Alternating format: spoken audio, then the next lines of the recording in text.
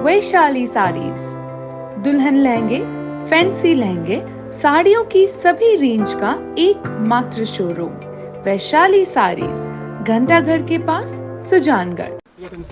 भारी वर्षा यानी अतिवृष्टि क्षेत्र में आज सांसद राहुल कस्वा पहुंचे हैं, जिनके साथ विधायक मनोज मेघवाल, सभापति नीलोफर गौरी, उपसभापति अमित मारूठिया, एसडीएम और अनेक अधिकारी और नेता मौजूद हैं। और लोगों में भारी गुस्सा, भारी आक्रोश नजर आ रहा है। रात भाईजी कुण भेजो ठाकुर नी 6000 जाया एकदम बासी पूड़िया और बासी साग भेजो वो पूड़िया मां के घर बाहर से देख सको। एक दिन ही आया, एक दिन खाना जाइयो, एक दिन खाना आया, वही बासी आया, काई खावा उम्मीद पर बैठे रिया भाईजी समझदार हो, मां के घर से जार देख सको, झूठ नहीं बोलना। बेगुना की हालत खराब, पानी की हालत खराब, गुंडा को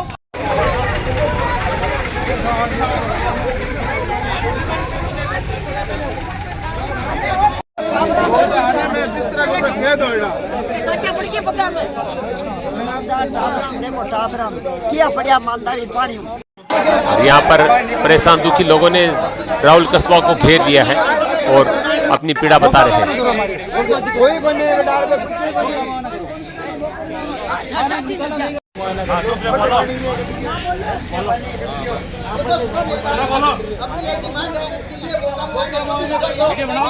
पाइप लगा लो ना,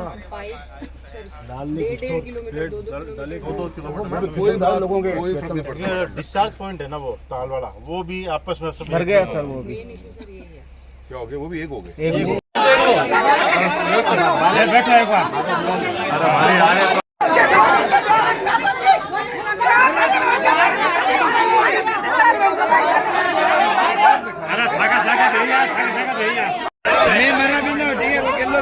साथ ही आज हम पूरे क्षेत्र के अंदर बाहर का इलाका है वहाँ देख के आए, क्योंकि अंदर से पानी को बाहर डिस्चार्ज कर रहा है। और मैं आज भी दिल्ली से सुबह 5:30 बजे ट्रेन में पहुँचा हूँ। एमएलए साहब और हमने सब ने जॉइंट सर्वे इस बात का किया है कि जो पानी बाहर निकाल रहे हैं वही कहीं बैकलॉग उल्टा तो नहीं आ रहा है, क्या व्यवस्थाएँ हैं। अभी की पोजीशन में 18 से ऊपर ट्रैक्टर्स लगे हुए हैं जो पानी को डिस्चार्ज कर रहे हैं। शहर का काफ़ी बड़ा हिस्सा पानी में डूबा पड़ा हुआ और आगे पानी भेजने में सक्षम नहीं है। आज हमने एसडीएम महोदय साथ ही मुलाकात करी है, कमिश्नर को बुलाया है और जॉइंट टीम का विजिट भी करके देख लिया।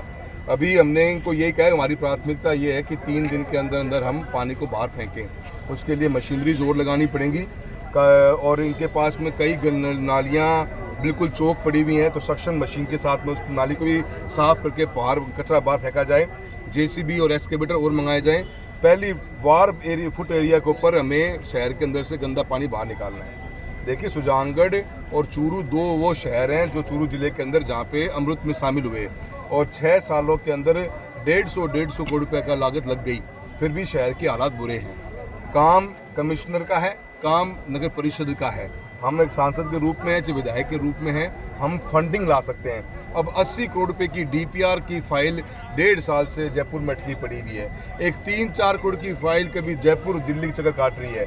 ये काम तो कमिश्नरेट का है कि दिशा मीटिंग के मार्फत से एक सांसद को और एक विधायक को दिल्ली और जयपुर में पैसा अटका हुआ है तो उसको हमारे को बताया जाए। हमारे पास आज तक, मेरे पास कमिश्नर सुजानगढ़ का कोई पत्र नहीं, कोई डॉक्यूमेंट नहीं कि जी हमारे को इतना फंड चाहिए। पैसा लाना काम हमारा है, उसको खर्च करना, कैसे लगाना, वो काम नगर परिषद का और पूरे सिस्टम का है। हम उसमें रोज़मर्रा में शामिल हो भी नहीं सकते। आज मैं आया भी हूँ तो मैं तो यही व्यवस्था करूँगा कि मैं कलेक्टर महोदय को बोलूँगा, आगे मैं मंत्री महोदय से बात करेंगे, एमएलए साहब भी बात करेंगे कि निकासी के लिए आपदा प्रबंधन में हमें पैसा दिया जाए। बहुत से हमारे गरीब लोगों के घर टूटे हैं, घर बर्बाद भी हो गए।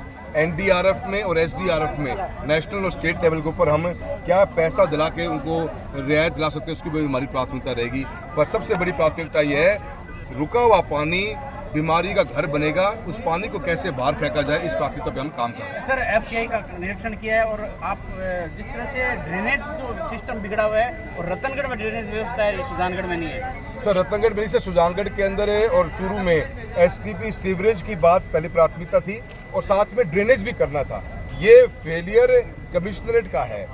नगर परिषद ने प्लानिंग के टाइम पे ड्रेनेज क्यों नहीं लिया? खाली सीवरेज ही क्यों लिया? तो सीवरेज में हमारा लेटरिन का गंदा पानी जाता है और ड्रेनेज में हमारा बरसात का और ग्रे वाटर जाता है। इस वाटर को जाने के बाद में फिल्टर करने के एसटीपी लगानी होती है और एसटीपी लगने के बाद में ग्रे वाटर को यूज करना होता है। ये प्लानिंग का काम उनका है, हम तो सपोर्ट सिस्टम दे सकते हैं। आज रतनगढ़ के अंदर भी नया पैसा आया है, ओनली ड्रेनेज के लिए आया है और ड्रेनेज का पैसा यहाँ पे भी था। उसकी 90 करोड़ रुपए के 80 करोड़ रुपए की एक डीपीआर बन के तैयार है, जो 1.5 साल से डायरेक्टर डीएलबी के पास में पड़ी हुई है। अब कौन जिम्मेदारी ले इस बात की? टेंडर हुए हुए भी कांग्रेस की गवर्नमेंट के टाइम पे टेंडर हो गए, फाइट रोक के बैठ जाओ। आज जनता दुख पा रही, किसको आगे बोलेंगे? ये तो सरकार के अधिकारियों के खिलाफ एक्शन लेना चाहिए कि ऐसे प्रायोरिटी के वर्कों को भी आप लेके बैठ जाते हो, कैसे काम चलेगा भाई? सर 7 दिन से कई घर है, 200-300 घर, जहाँ पर खाने पीने की हर तरह की दिक्कत है, कोई सहायता नहीं पहुंची है इस बारे में। मेरे भी एसडीएम महोदय से मेरी बात हुई है, जो लोग जिनको घर से बाहर निकलना पड़ा है उनके लिए खाने पीने की व्यवस्था पहले भी कर रहे हैं और भी मजबूती से साथ में सक्षम किया जाएगा। देखिए जी, हम तो एक इस व्यवस्था के अंदर बीच में कोऑर्डिनेशन का ही काम करने की कोशिश कर रहे हैं। जो बात पब्लिक एट लार्ज और गुस्सा पब्लिक का है, सुना हमने, हम सुनेंगे, हम गाली सुनने तैयार बैठे हैं, पर हमारा काम नहीं, हम तो खाली पैसा ला सकते हैं।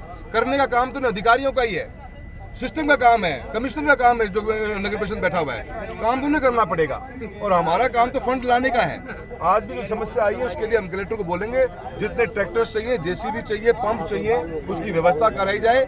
एनडीआरएफ और एसडीआरएफ में फंडिंग का पैसा होता है, ताकि अभी आज सुजानगढ़ के अंदर हमें पानी बाहर निकालना है ताकि बीमारियां रुकें। ये हमारी सबसे चिंता है।